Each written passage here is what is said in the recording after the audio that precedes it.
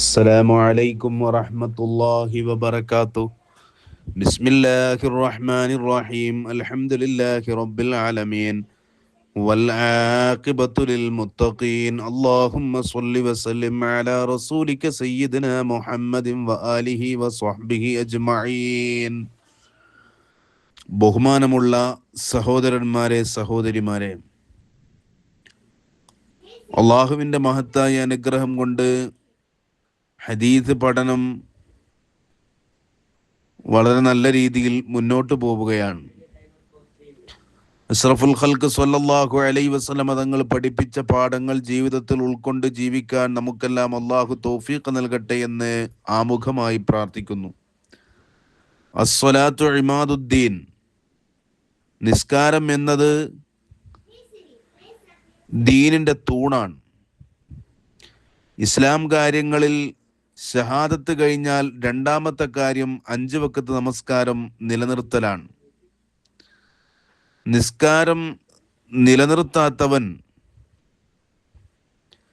അവനെ സംബന്ധിച്ചിടത്തോളം നിസ്കാരം ഉപേക്ഷിക്കുന്നവൻ ഫിർഔന്റെ കൂടെയും ഹാമാന്റെ കൂടെയും ഖാറൂന്റെ കൂടെയുമാണ് അവൻ.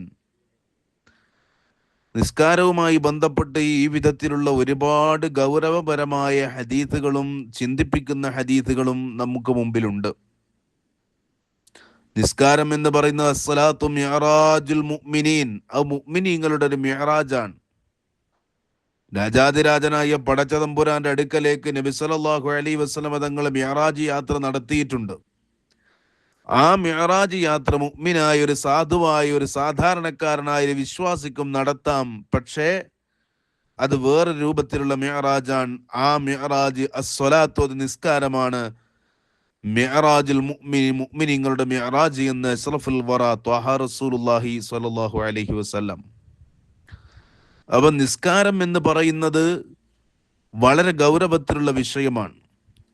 നാളെ അല്ലാഹു സുബ്ഹാനഹു വ തആല തൗഹീദിനെ കുറിച്ച് ഒരാളെ പരലോകത്ത് ചോദിച്ചതിന് ശേഷം രണ്ടാമതായി അല്ലാഹു ചോദിക്കുന്നത് നിസ്കാരത്തെ സംബന്ധിച്ചാണ്. ബഹുമാനപ്പെട്ട അഷ്റഫുൽ ഖൽഖ് റസൂലുള്ളാഹി സ്വല്ലല്ലാഹു അലൈഹി വസല്ലം തങ്ങൾ മിഅ്റാജിന്റെ രാത്രിയിൽ അല്ലാഹുവിനെ കാണാൻ പോയ സന്ദർഭം, ആ സന്ദർഭത്തിൽ ചില കാഴ്ചകളുമായിട്ടാണ് നബി സല്ലല്ലാഹു അലൈഹി വസല്ലം തങ്ങൾ അല്ലാഹുവിന്റെ അടുക്കൽ എത്തുന്നത്. രാജാതിരാജനായ പടച്ചതമ്പുരാൻ തിരിച്ചു പോരുന്ന സമയത്ത് ഈ നബി സല്ലല്ലാഹു അലൈഹി വസല്ലം തങ്ങൾക്ക് അവിടുത്തെ സമുദായത്തിന് ഉന്നതമായൊരു സമ്മാനം കയ്യിലേൽപ്പിച്ച് മഹാനായ അഷ്റഫുൽ ഖൽഖ് റസൂലുള്ളാഹി സ്വല്ലല്ലാഹു അലൈഹി വസല്ലം തങ്ങളെ അല്ലാഹു ലോകത്തേക്ക് അയച്ചു. ഈ സമയം 50 വഖത്ത് നമസ്കാരവുമായിട്ടാണ് നബി സല്ലല്ലാഹു അലൈഹി വസല്ലം തങ്ങൾ വരുന്നത്. വഴിയിൽ വെച്ച് കണ്ട മൂസാ നബി പറഞ്ഞു, നബിയേ, ഇത് നിങ്ങളുടെ അടുത്തേക്ക്, നിങ്ങളുടെ സമൂഹത്തിനടുത്തേക്ക്, സമുദായത്തിനടുത്തേക്ക് കൊണ്ടുപോയാൽ അവർക്കത് കൃത്യമായി അനുഷ്ഠിക്കാൻ കഴിയൂല. അതുകൊണ്ട് കുറക്കണം നബിയെ, കുറച്ചു തരാൻ പറ. അള്ളാഹുവിന്റെ അടുക്കലേക്ക് പല പ്രാവശ്യം പോയി. ഓരോ പ്രാവശ്യവും 5 വീതം വഖത്തുകൾ കുറച്ചു കിട്ടി. അങ്ങനെ അവസാനം 5 വീതം 5 വീതം 5 വീതം എന്ന് പറഞ്ഞ് അവസാനം 5 വഖത്ത് നമസ്കാരം കിട്ടിയിട്ട് തിരിച്ചു വരുമ്പോഴും മഹാനായ മൂസാ നബി പറയുന്നു, നബിയേ യാ റസൂലല്ലാഹ്, ഈ 5 വഖത്തും കൊണ്ട് നിങ്ങൾ പോയാലും നിങ്ങൾക്ക് പ്രയാസമായിരിക്കും.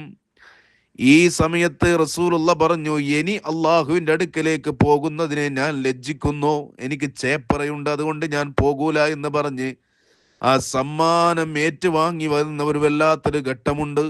അന്ന് അല്ലാഹു പറഞ്ഞൊരു കാര്യമുണ്ട്, യാ റസൂലല്ലാഹ്, ഈ നിസ്കാരം ആരെങ്കിലും നിർവഹിച്ചാൽ അവൻ എന്തെന്നില്ലാത്ത പുണ്യം കൊടുക്കും.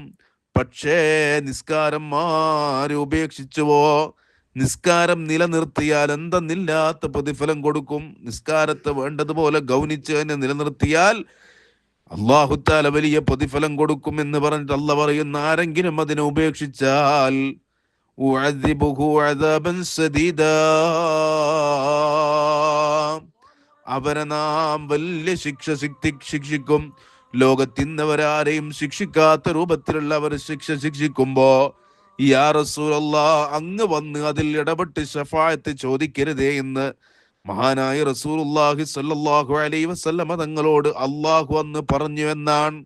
ആ 5 വഖത്ത് നമസ്കാരം നമ്മിലേൽപ്പിക്കുമ്പോ ഓരോ പ്രായപൂർത്തിയായ ആണിനും പെണ്ണിനും, മുക്കല്ലഫായ ആണിനും പെണ്ണിനും, പ്രായപൂർത്തി എന്ന് പറയുമ്പോൾ ആണിനാണെങ്കിലും പെണ്ണിനാണെങ്കിലും നമുക്കറിയാലോ പ്രായപൂർത്തിയുടെ അടയാളങ്ങൾ. ആ അടയാളങ്ങൾ ഉണ്ടാവുകയോ അല്ലെങ്കിൽ 15 വയസ്സ് പൂർത്തീകരിക്കപ്പെടുകയോ ചെയ്താൽ പ്രായപൂർത്തിയായി. അങ്ങനെ 15 വയസ്സായാൽ പ്രായപൂർത്തിയായല്ലോ.